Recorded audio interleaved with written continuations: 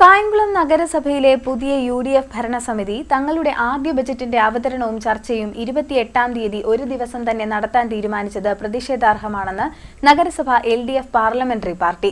അവതരണവും ചർച്ചയും സാധാരണ ഒരു ദിവസം നടത്താറില്ല. ബജറ്റ് വായിച്ച് പഠിക്കാനോ നിർദ്ദേശങ്ങൾ സമർപ്പിക്കാനോ കൗൺസിലർമാർക്ക് സമയം ലഭിക്കില്ലെന്നും നേതാക്കൾ പറഞ്ഞു.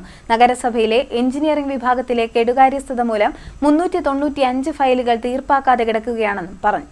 കായംകുളം നഗരസഭയിൽ UDFന്റെ നേതൃത്വത്തിലുള്ള പുതിയ ഭരണസമിതി അധികാരത്തിൽ വന്നതിന് ശേഷമുള്ള ആദ്യ ബജറ്റ് 28-ാം തീയതി തന്നെ അവതരിപ്പിക്കുകയും ചർച്ച ചെയ്യുകയും ചെയ്യാനുള്ള ഭരണ നേതൃത്വത്തിന്റെ നീക്കം പ്രതിഷേധാർഹമാണെന്ന് LDF പാർലമെന്ററി പാർട്ടി ആരോപിച്ചു.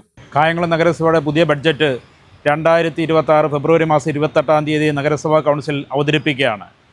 എന്നാൽ ബഡ്ജറ്റ് അവതരിപ്പിച്ചു കഴിഞ്ഞാൽ മറ്റൊരു ദിവസമാണ് അതിൻ്റെ ചർച്ച സാധാരണ നിലയിൽ നടത്താറുള്ളത്. അതിൽ നിന്ന് വ്യത്യസ്തമായി ബഡ്ജറ്റ് അവതരണവും ചർച്ചയും ഒരു ദിവസം തന്നെയാണ് പുതിയ ഭരണസമിതി സംഘടിപ്പിച്ചിരിക്കുന്നത്. യഥാർത്ഥത്തിൽ ഒരു പുതിയ ഭരണസമിതി ആവുമ്പോൾ വികസനപരമായ കാഴ്ചപ്പാടും കായംകുളം പട്ടണത്തിൻ്റെ പൊതുവികസനത്തിൻ്റെ നിർദ്ദേശങ്ങളും എല്ലാം ഈ ബഡ്ജറ്റിൽ ജനപ്രതിനിധികൾക്ക് പങ്കുവെക്കേണ്ടതായിട്ടുണ്ട്. എന്നാൽ അതിന് അവസരം കൊടുക്കാതെ വളരെ സങ്കുചിതമായ മനോഭാവത്തോടുകൂടി ജനാധിപത്യ വിരുദ്ധ സമീപനമാണ് UDF ആദ്യഘട്ടത്തിൽ തന്നെ സ്വീകരിക്കുന്നത് എന്നതിൻ്റെ പ്രഥമ ദൃഷ്ടാന്തമാണ് ഇത്തരത്തിലുള്ള നിലപാട് സ്വീകരിക്കുന്നത്. 395 ഫയലുകൾ അവിടെ തീർപ്പാകാതെ കിടക്കുകയാണ്. അതിൽ വീട് മെയിൻ്റനൻസിൻ്റെയും അതുപോലെ തന്നെ ലൈഫ് പദ്ധതിയുടെയും അതുപോലെ പുതിയ പദ്ധതികൾ ആ പദ്ധതികൾ നടപ്പാക്കുമ്പോൾ അതിൻ്റെ എസ്റ്റിമേറ്റ് കൃത്യസമയത്ത് തന്നെ കൗൺസിലർമാർ എടുത്ത് നൽകിയാൽ അത് ബന്ധപ്പെട്ട എഞ്ചിനീയറിംഗ് വിഭാഗത്തിൽ നിന്ന് AS-ഉം TS-ഉം ലഭ്യമാകാതെ അവിടെ മുടങ്ങിക്കിടക്കുകയാണ്. UDF ഭരണ നേതൃത്വം ഇപ്പോൾ പുതിയ യാത്രയുമായി ബന്ധപ്പെട്ട് VD സതീശൻ നയിക്കുന്ന യാത്രയ്ക്ക് പണപ്പിരിവിന് വേണ്ടി ബന്ധപ്പെട്ട എഞ്ചിനീയറിംഗ് വിഭാഗത്തിൽ നിന്ന് അനധികൃത നിർമ്മാണത്തിൻ്റെ ഫയലുകൾ എടുത്ത് പണപ്പിരിവ് നടത്തുകയാണ്.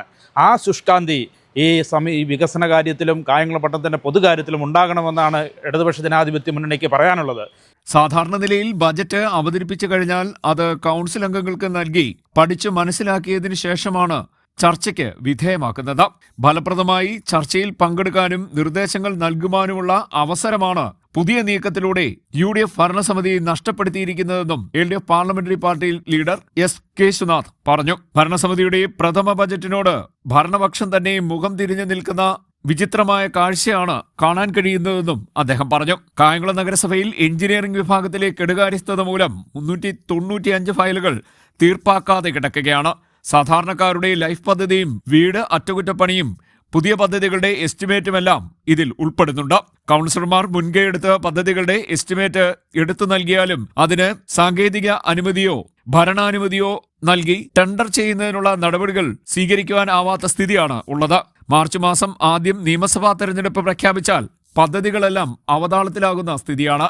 എന്നാൽ എഞ്ചിനീയറിംഗ് വിഭാഗത്തിൽ നിന്നും അനധികൃത നിർമ്മാണത്തിന്റെ ഫയലുകൾ എടുത്ത് പ്രതിപക്ഷ നേതാവ് VD സതീശൻ നയിക്കുന്ന പുതുയുഗയാത്രയ്ക്കുള്ള ഫണ്ട് ശേഖരിക്കാൻ UDF നേതാക്കൾ കാണിക്കുന്ന ശുഷ്കാന്തി എഞ്ചിനീയറിംഗ് വിഭാഗത്തെ കാര്യക്ഷമമാക്കാൻ കൂടി ഉണ്ടാകണമെന്നും LDF പാർലമെന്ററി പാർട്ടി നേതാക്കൾ പറഞ്ഞു. കേശുനാഥിനെ കൂടാതെ മിനി സലീം, നസീർ, അബ്ദുൽ വാഹിദ് തുടങ്ങിയവരും വാർത്താസമ്മേളനത്തിൽ പങ്കെടുത്തു. CDNet news, Kayamkulam.